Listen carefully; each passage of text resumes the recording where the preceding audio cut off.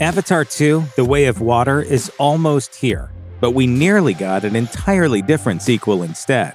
Here's the story James Cameron almost told. In less than 2 weeks, Avatar: The Way of Water will finally arrive in theaters. The sequel will tell the story of Jake Sully, played by Sam Worthington, and Neytiri, played by Zoe Saldana, as they form a life and family together more than a decade after the events of the first James Cameron film.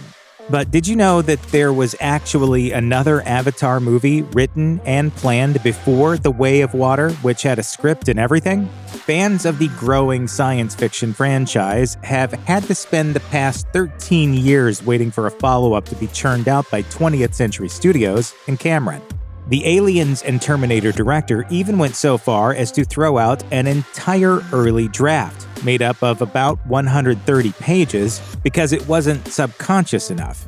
Cameron explained to the Times UK in September 2022, "All films work on different levels. The first is surface, which is character problem and resolution.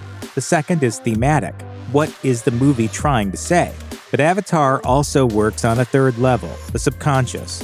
I wrote an entire script for the sequel, read it, and realized that it did not get to level 3.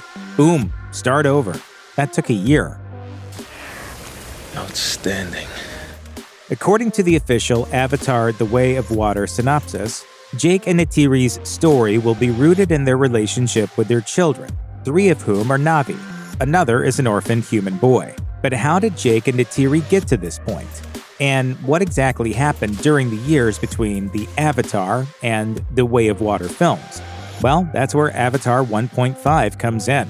As explained by Sam Worthington at a recent Avatar: The Way of Water press event, it's the Avatar movie that fans will likely beg to be released for years to come.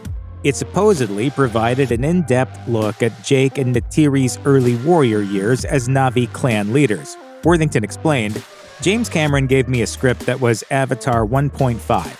That unto itself is amazing and detailed and full of what they've kind of gone through over that gap. Part of that story was about them being warriors and taking on the battles of other clans and things like that. It gave us a good jumping off point to understand how to fill in that gap that's missing. To be honest, most people would have stuck on that one, but not Cameron."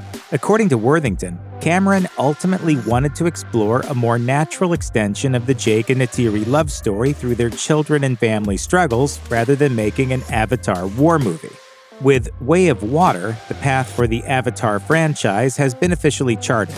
However, there is hope that Cameron's Avatar 1.5 could be adapted for a different medium. Or maybe it already has. Consider Cameron's original 130-page script for the sequel, which he threw out because it failed to tackle the subconscious.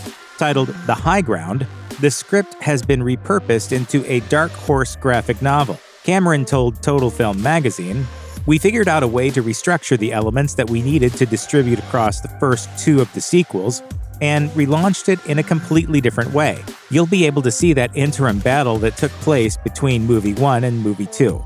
The High Ground has been explicitly dubbed as a prequel to The Way of Water by Dark Horse, though it's unclear if the repurposed script is the one Sam Worthington described as Avatar 1.5.